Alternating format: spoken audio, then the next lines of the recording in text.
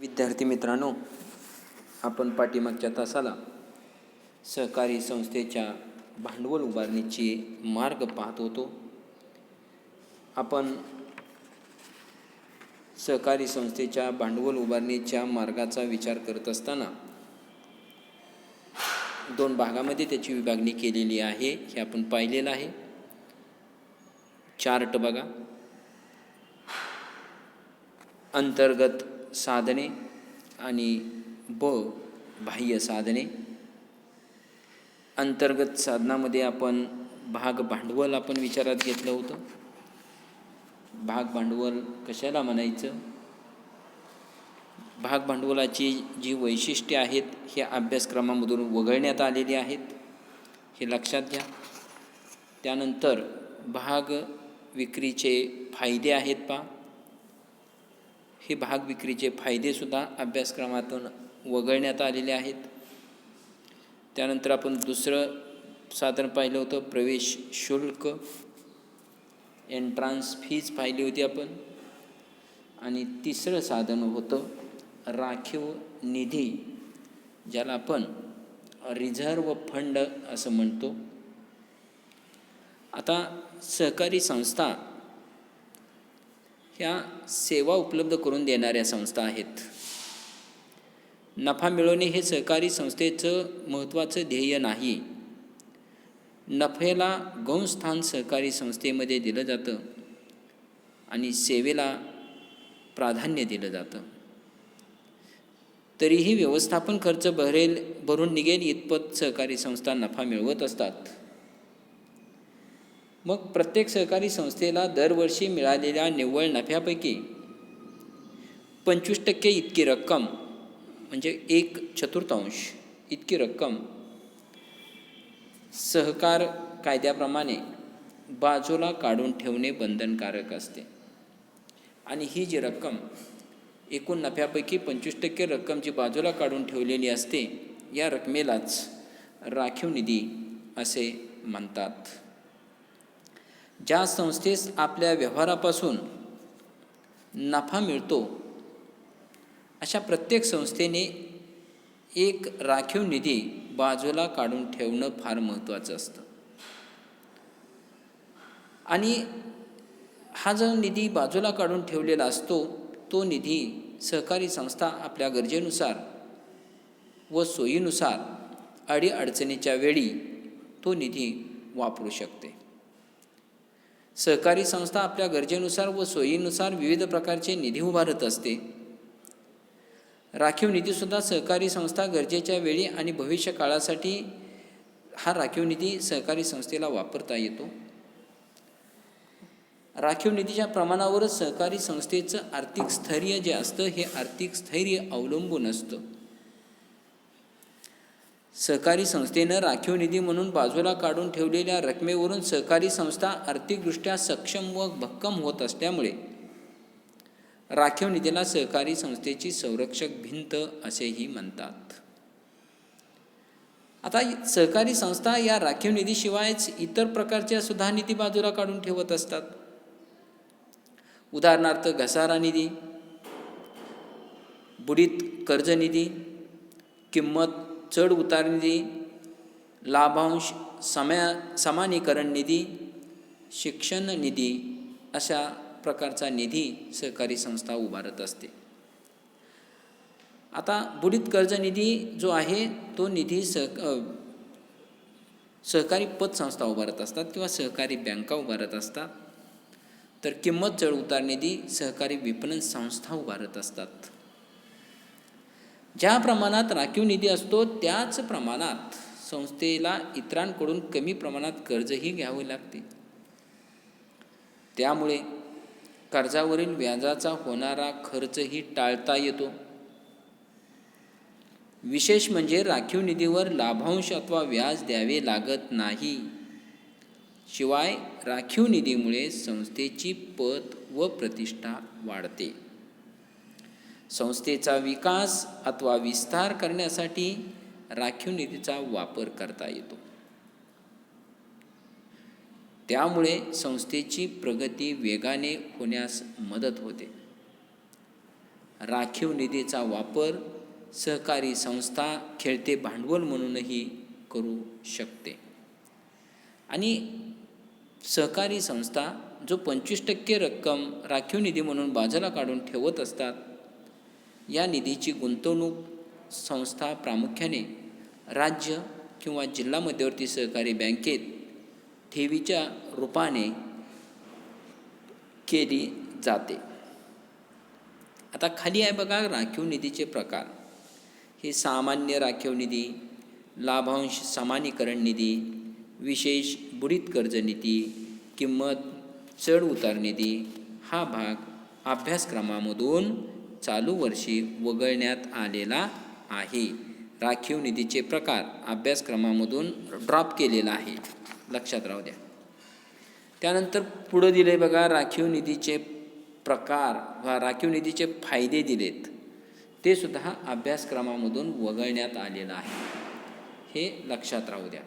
आणि सहकारी संस्थेच्या भांडवल उभारणीचं शेवटचं अंतर्गत साधन आहे ते म्हणजे सभासदांच्या ठेवी, मेंबर्स डिपॉझिट. आता सहकारी संस्थेच्या पोटनियमातील तरतुदीनुसार ठराविक टक्के व्याज देऊन सहकारी संस्था आपल्या सभासदाकडून ठेवी स्वीकारत असतात. म्हणजे सहकारी संस्थाचे जे सभासद असतात त्या सभासदाकडून सहकारी संस्था त्या सभासदाला ठराविक टक्के व्याज देऊन त्यांच्याकडून ठेवी स्वीकारत असतात. आणि या ठेवी सक्तीच्या असल्याने त्यांचा समावेश सहकारी संस्थेच्या भांडवल उभारणीच्या अंतर्गत साधनात केला जातो. सभासदाकडून सक्तीच्या ठेवी घेऊन संस्था भांडवल उभारणी करीत असते. अशा सक्तीच्या ठेवी कोणत्या आहेत? तर सभासदांना कर्ज देताना त्यांच्या कर्जातून 2.5 ते 10% रक्कम कपात केली जाते आणि ती रक्कम कपात करून ठेव म्हणून घेण्यात येते. म्हणजे जर सभासदाला 1 लाख रुपयाचं कर्ज दिलं तर त्या कर्जातून साधारणतः 2.5 ते 10,000 रुपये त्या कर्जातील रकमेतून 2.5 ते 10,000 रुपये कपात करायची आणि ती ठेव म्हणून त्यांची संस्थेत ठेवायची. काही संस्था ही रक्कम ठेव म्हणून ठेवतात, तर काही संस्था या ठेवीचे भाग भांडवलात रूपांतर करतात. म्हणजे काही संस्था काय करतात, ठेव रूपाने हा पैसा ठेवून घेतात, तर काही सहकारी संस्था काय करतात, ते कापून घेतलेली रक्कम आहे ते भाग भांडवलाच्या रूपामध्ये ती वर्ग करत असतात. आता पतसंस्था, सहकारी बँका व सहकारी कृषी आणि ग्रामीण विकास बँका अशा प्रकारच्या ठेवी स्वीकारतात.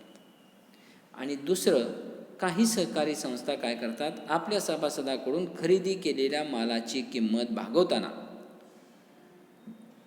काही विशिष्ट टक्के रक्कम ठेव म्हणून घेतात आणि या ठेवीवर आकर्षक व्याज देण्यात येते. म्हणजे आपल्या सभासदाकडून खरेदी केलेल्या मालाची किंमत भागवताना, म्हणजे उदाहरणार्थ सहकारी विपणन संस्था सभासदांकडून खरेदी केलेल्या मालाची किंमत भागवत असताना त्यांच्या मालाच्या किमतीतील रकमेपैकी ठराविक रक्कम ठेव म्हणून त्या सभासदांची घेत असतात. आणि अशा ज्या ठेवी आहेत या ठेवीवर आकर्षक व्याज संस्था देत असतात. आणि संस्थेच्या पोटनियमामध्ये ठेवी स्वीकारण्याबाबतचे नियम असतात. आता सभासदाकडून स्वीकारलेल्या ज्या ठेवी आहेत या ठेवीवर सहकारी बँका किंवा सहकारी संस्था वार्षिक व्याजदर देत असतात. सभासदाकडून ठेवी स्वीकारण्याची परवानगी सहकारी संस्थेला नोंदणी अधिकाऱ्याकडून घ्यावी लागते. तर ही झाली भांडवल उभारणीची अंतर्गत साधने. भांडवल उभारणीची अंतर्गत साधने कोणती? तर भाग भांडवल पहिलं, त्यानंतर दुसरं आहे साधन प्रवेश शुल्क, तिसरं आहे साधन राखीव निधी आणि चौथं आहे साधन सभासदांच्या ठेवी. आता ब बघा,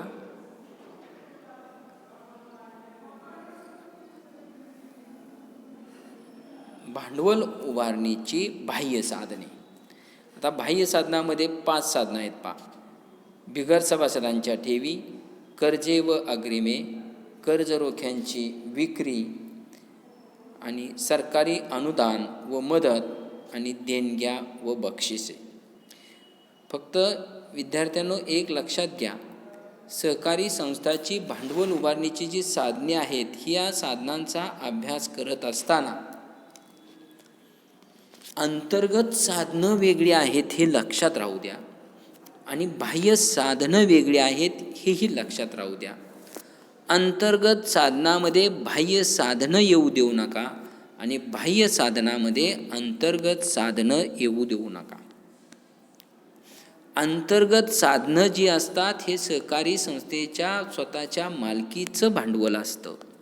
सहकारी संस्था बंद होईपर्यंत हे भांडवल सहकारी संस्थेकडं स्वतःकडंच राहतं. म्हणून या भांडवलाचा समावेश अंतर्गत साधनात केलेला असतो. त्यामध्ये भाग भांडवल आहे, प्रवेश शुल्क आहे, राखीव निधी आहे आणि सभासदांच्या ठेवी आहेत.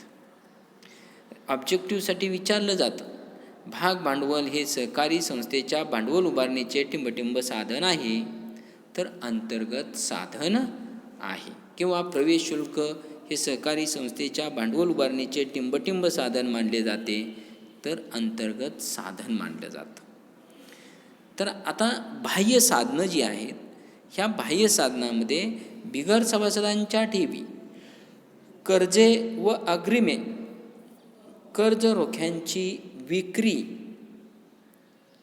सरकारी अनुदान व मदत आणि देणग्या व बक्षिसे ही भांडवल उभारणीची बाह्य साधनं आहेत. आता सहकारी संस्थेच्या भांडवल उभारणीची जी बाह्य साधनं आहेत, ही बाह्य साधनं आपण पुढच्या तासाला विचारात घेऊयात. फक्त अभ्यासक्रमामधून वगळण्यात आलेला भाग लक्षात घ्या विद्यार्थ्यांनो. आता आपण भाग भांडवलामध्ये अंतर्गत साधनामध्ये आपण भाग भांडवल पाहिलं. त्या भाग भांडवलाची वैशिष्ट्ये अभ्यासक्रमामधून वगळण्यात आलेली आहेत. त्याचबरोबर भाग भांडवलाचे किंवा भाग विक्रीचे फायदे अभ्यासक्रमातून वगळण्यात आलेले आहेत. त्यानंतर राखीव निधी तिसरं साधन आहे, त्यामध्ये राखीव निधीचे प्रकार हा भाग अभ्यासक्रमामधून वगळण्यात आलेला आहे. त्यानंतर राखीव निधीचे फायदे हाही भाग अभ्यासक्रमामधून वगळण्यात आलेला आहे, की जेणेकरून हा भाग लक्षात घेतल्यास की अभ्यासक्रमामधून कोणता भाग वगळलेला आहे हे तुमच्या लक्षात येईल. आता भांडवल उभारणीची जी बाह्य साधनं आहेत, बिगर सभासदांच्या ठेवी, त्याचबरोबर कर्जे व अग्रिमे, त्यानंतर कर्ज रोख्यांची विक्री, देणगी व बक्षिसे आणि सरकारी अनुदान, ही जी बाह्य भांडवल उभारणीची जी बहिर्गत साधनं आहेत, ही साधनं आपण उद्याच्या तासाला विचारात घेऊयात. धन्यवाद.